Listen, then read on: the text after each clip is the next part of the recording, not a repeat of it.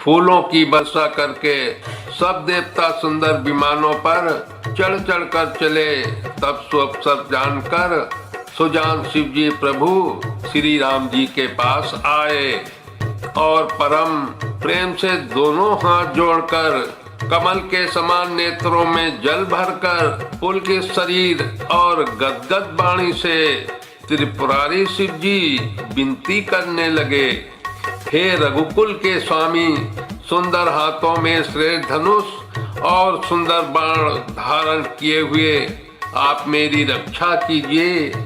आप महामोह रूपी मेघ समूह के उड़ाने के लिए प्रचंड पवन हैं, संशय रूपी बन के भस्म करने के लिए अग्नि हैं और देवताओं को आनंद देने वाले हैं।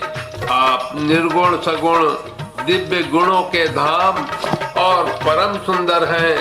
धाम रूपी अंधकार के नाश के लिए प्रबल प्रतापी सूर्य हैं। काम क्रोध और मद रूपी हाथियों के वध के लिए सिंह के समान आप इस सेवक के मन रूपी मन में निरंतर निवास कीजिए। विषय कामनाओं के समूह रूपी कमल बन के नाश के लिए आप प्रबल पाला हैं। आप उदार और मन से परे हैं। भव सागर को मथने के लिए आप मंदराचल पर्वत हैं। आप हमारे परम भय को दूर कीजिए और हमें दुस्तर संसार सागर से पार कीजिए।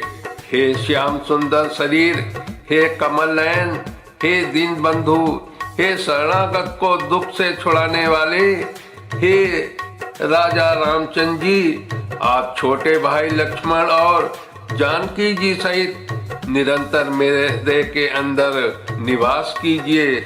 आप मुनियों को आनंद देने वाले पृथ्वी मंडल के भूषण तुलसीदास जी के प्रभु और भय का नाश करने वाले हैं। हे नाथ, जब अयोध्यापुरी में आपका राज तिलक होगा तब हे कृपा सागर, मैं आपकी उदार लीला देखने आऊंगा।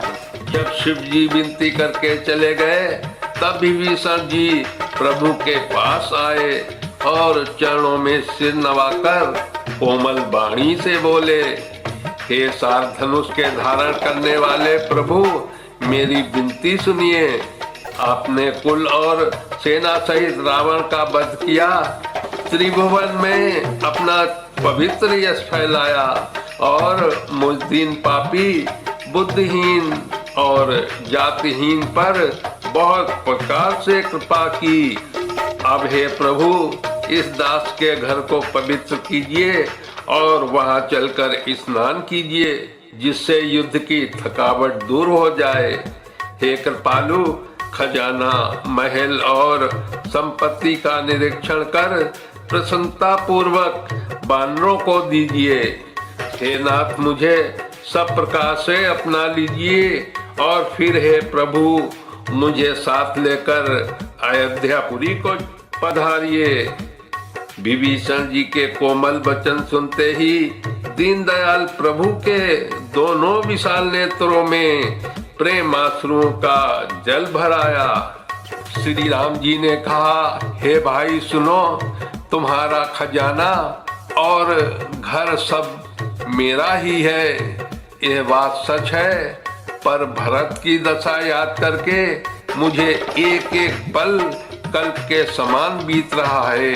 तपस्वी भेष में दुबले शरीर से निरंतर मेरा जाप कर रहे हैं। हे सखा, वही उपाय करो जिससे मैं जल्दी से जल्दी उन्हें दे सकूं। मैं तुमसे अनुरोध करता हूँ, यदि अवधि बीत जाने पर जाता हूँ तो भाई को जीता न पाऊंगा।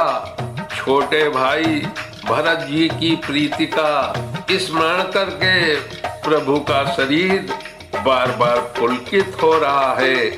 श्री राम जी ने फिर कहा, हे विभीषण, तुम कल्प भर राज्य करना, मन में मेरा निरंतर स्मरण करते रहना, फिर तुम मेरे उस धाम को पा जाओगे जहाँ सब संत जाते हैं।